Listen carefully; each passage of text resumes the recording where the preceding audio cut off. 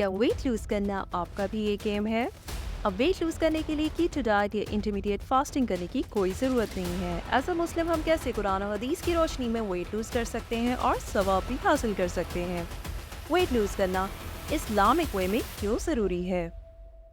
Dear viewers, I'm Faiza Shah and you're watching تربیت channel. اگر آپ جاننا چاہتے ہیں ان سب کوشچنس کے اوتھینٹک آنسرز جن کے تھرو آپ بھی کر سکتے ہیں میری طرح weight lose, then like, share and subscribe my channel and don't forget to watch video till end۔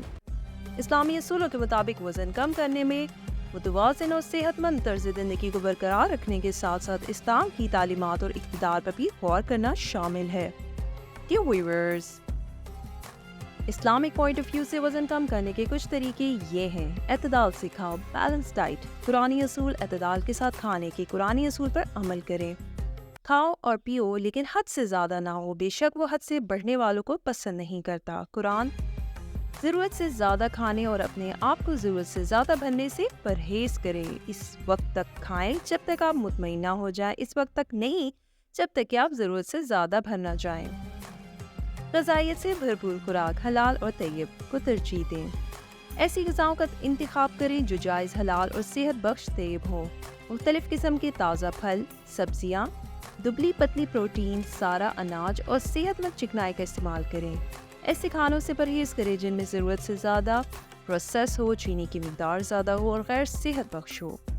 سنت نبوی، حضرت محمد صلی اللہ علیہ وآلہ وسلم کی کھانے کی عادات پر عمل کریں۔ بسم اللہ الرحمن الرحیم پڑھ کر شروعات کریں، جیسے کہ آپ اپنے دائیں ہاتھ سے کھاتے تھے۔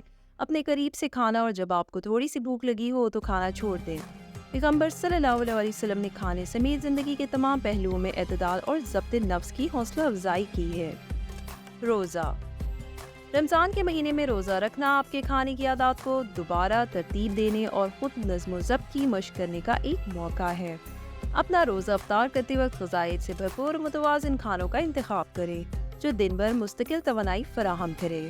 Dear viewers، روزے سے ریلیٹڈ میری next video scientific benefits related میں جلد شیئر کروں گی۔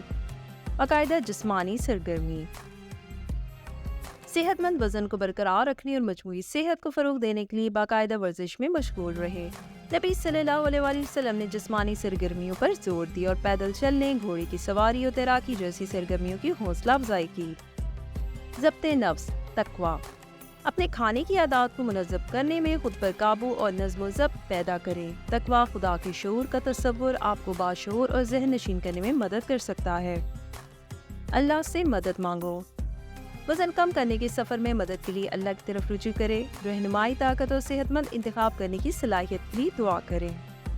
پیشہ ور افراد سے مشورہ کریں۔ اگر آپ اپنی خوراک کی ورزش کے معاملات میں اہم تبدیلیاں کرنے پر غور کر رہے ہیں تو صحت کی دیکھ بھال کے لیے ہمیشہ پیشہ ور افراد یا رجسٹرڈ غذائی ماہرین نیوٹریشنسٹ سے مشورہ کریں تاکہ یہ یقینی بنایا جا سکے کہ یہ آپ کا منصوبہ محفوظ اور آپ کی ضروریات کے لیے موزوں ہے۔ یاد رکھیں کہ اسلام صحت اور تندرستی سمیت زندگی کے تمام پہلوؤں میں توازن اور اعتدال کی ترغیب دیتا ہے۔ حتمی مقصد ایک صحت مند جسم اور دماغ کو برقرار رکھنا ہے۔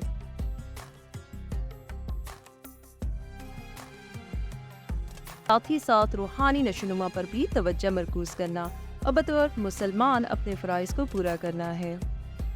آئی ہوپ آپ کو میری ویڈیو اچھی لگی ہو۔ اپنا خیال رکھیے۔ اللہ حافظ۔